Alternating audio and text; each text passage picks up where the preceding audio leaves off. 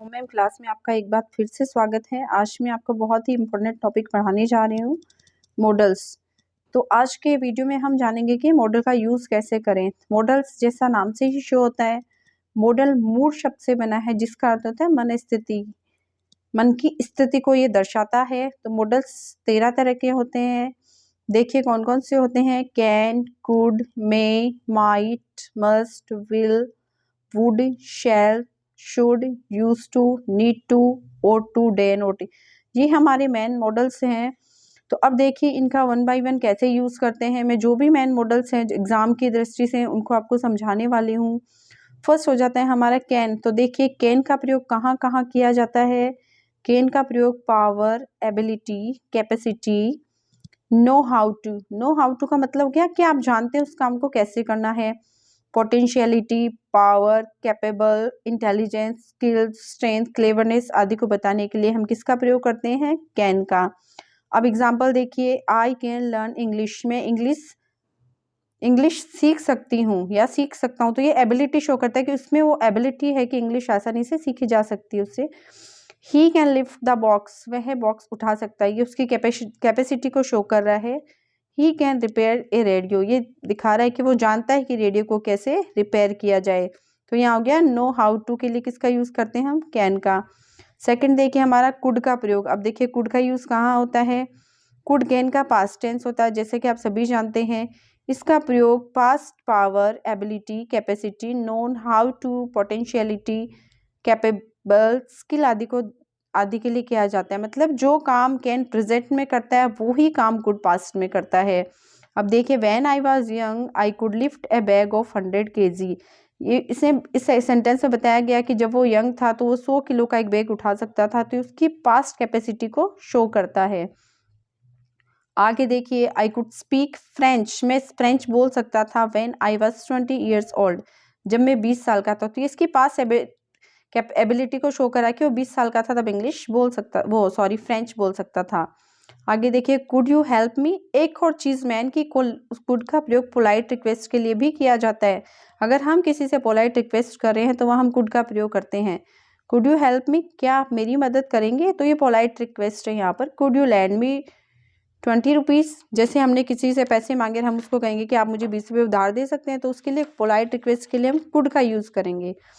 आगे देखिए मे का प्रयोग। अब मे का प्रयोग कहाँ किया जाता है। मे का प्रयोग permission, possibility, probability, likely, wish, curse, हम किसी को श्राप देते हैं, ब्लेस आशीर्वाद देते हैं, hope, purpose, guess, perhaps, desire आदि को व्यक्त करने के लिए किसका प्रयोग किया जाता है, मे का प्रयोग किया जाता है। अब देखिए मे आई कम इन, अब ये परमिशन मांगी जा रही है यहाँ पे कि मैं अंदर आ सकता हूँ, तो परमिशन के लिए हम हमेशा मे का प्रयोग करते हैं।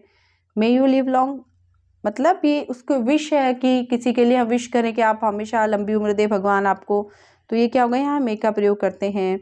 We eat so that we may live, अब देखिए पर्पज़ है कि हम किस लिए खाते हैं, ताकि हम जीवित रह सकें।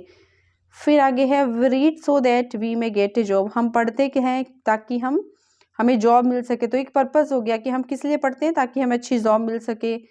आगे देखिए माइट का प्रयोग, ये क्या होता है, मे का पास्ट टेंस क्या होता है, माइट होता है।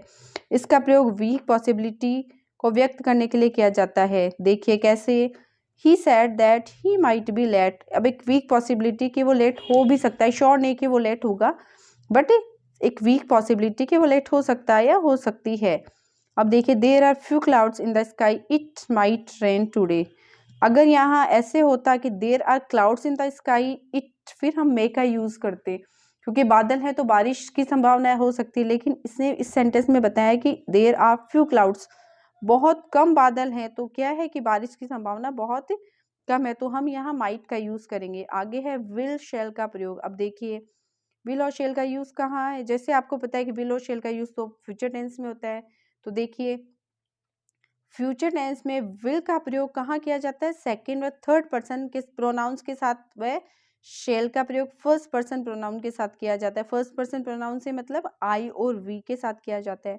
परंतु ये बात विशेष ध्यान देने की है कि मॉडल्स के रूप में क्या करते हैं, विल का प्रयोग तो होता है फर्स्ट पर्सन के साथ, और शेल का प्रयोग होता है सेकंड व थर्ड पर्सन प्रोनाउन के साथ।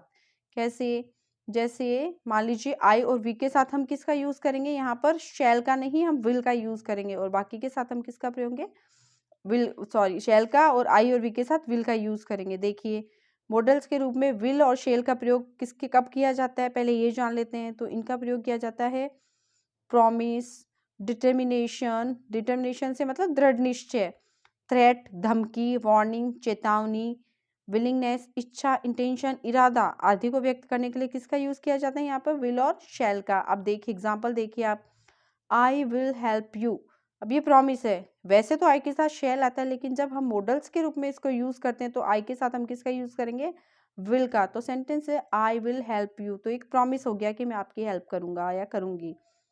We will win the match, हम मैच को जीत लेंगे, तो डिटर्मिनेशन हो गया क्योंकि दृढ़ इच्छा है कि वो मैच को जीत लेंगे।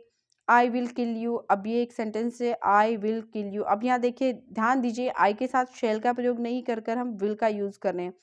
तो ये आई विल किल यू ये हो गई धमकी कि मैं तुम्हें मार दूंगा या मार दूंगी, तो ये उसको एक धमकी दी हुई है। और जब भी थ्रेट मतलब धमकी का प्रयोग होता है तो वहाँ पे क्या होता है, मॉडल्स का यूज किया जाता है। कौन सा मॉडल, विल या शैल, तो यहाँ विल का यूज किया हमने। आगे देखिए वुड का प्रयोग, अब वुड का प्रयोग कहाँ किया जाता है, इसका प्रयोग polite request, past, habit, preference को बताने के लिए किया जाता है। जैसे would you lend me your pen, तो एक पोलाइट रिक्वेस्ट है कि आप मुझे क्या आप मुझे अपना पेन देंगे। Would you rather take tea, preference के लिए कि आप क्या चाय लेना पसंद करेंगे। आगे देखिए शुड का प्रयोग, अब शुड का कहाँ किया जाता है, इसका प्रयोग moral duty, moral obligation, advice, suggestions को व्यक्त करने के लिए किया जाता है। जैसे one should keep once words, मतलब एक अपने शब्दों का पालन करना चाहिए, अपनी बात पर टिके रहना चाहिए। तो ये मॉरल ड्यूटी है हमारी कि हमें हम जो बोले उस पर हमें कायम रहना चाहिए। आगे देखिए वी शुड बाथ डेली, ये एडवाइस और सजेशन है कि हमें रोज नहाना चाहिए। अब आप नहाओ या नहीं सो ये आपके लिए कंपलसरी नहीं है, बट एक एडवाइस है कि हाँ आपको डेली नहाना चाहिए। तो जहाँ एडवाइस सजेशन होता है वहाँ शुड का प्रयोग किया जाता है। आगे देखिए ओ टू का मतलब होता है चाहिए, इसका प्रयोग मोरल ड्यूटी, मोरल ऑब्लिगेशन को व्यक्त करने के लिए किया जाता है। जैसे we ought to respect our elders, ये हमारी मोरल ड्यूटी की हमें अपने बड़ों का सम्मान करना चाहिए। We ought to keep one's promise, हमें मतलब अपने वादे पे टिके रहना चाहिए, हमें अपना वचन को निभाना चाहिए। अब हमारा आ जाता है मस्ट। अब मस्ट का प्रयोग कहाँ किया जाता है, मस्ट का अर्थ बाध्यता से होता है, मतलब कंपल्सन। यह है compulsory, necessary, certain, sure, obligation, duty, order, command, strong possibility को आदि को व्यक्त करने के लिए किया जाता है। जैसे देखिए student must attend the class, मतलब ये बहुत कम स्टूडेंट्स के लिए कंपलसरी है कि वो क्लास को अटेंड करें। आगे you must stop where you are, वहीं रुक जाओ, मतलब जहाँ तुम हो, तो ये एक आदेश है कि आप जहाँ खड़े हो अभी वहीं रुक जाओ, या जहाँ बैठे हो वहीं रुक जाओ। One must obey the traffic rules, अब ये क्या है, कंपल्सन है कि आप हर किसी को ट्रैफिक रूल्स का पालन करना चाहिए। और जैसे कि आप जानते ही अगर आप ट्रैफिक रूल्स का पालन नहीं करेंगे तो चालान भरना पड़ेगा। If you get payment you must teach in the class, अब ये हमारी मॉरल ड्यूटी है कि अगर आप क्लास में, मतलब आपकी ड्यूटी है कि अगर आपको पैसे मिलते हैं तो आपको क्लास में आपको पढ़ाना चाहिए, बच्चों को पढ़ाना चाहिए।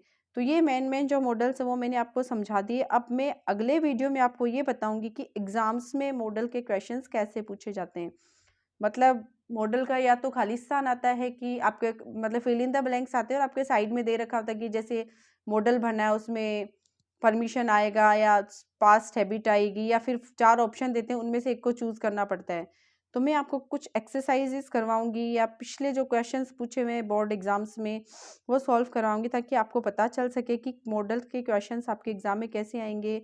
और मैं श्योरिटी देती हूँ इस बात की कि अगर आप मेरे पढ़ाए हुए तरीके से पढ़ेंगे और मैंने जो एक्सरसाइज सॉल्व करे उनको अच्छे से समझ लेंगे तो आपके मॉडल्स के मार्क्स पूरे में से पूरे आएंगे, एक भी मार्क नहीं कटेगा। तो चलिए, अगर आपको मेरा पढ़ाया हुआ पसंद आया है तो प्लीज़ मेरे चैनल को शेयर कीजिए, लाइक कीजिए, सब्सक्राइब कीजिए, और जल्दी ही मैं आपके लिए नया वीडियो का लेकर आऊँगी। तब तक के लिए गुड बाय।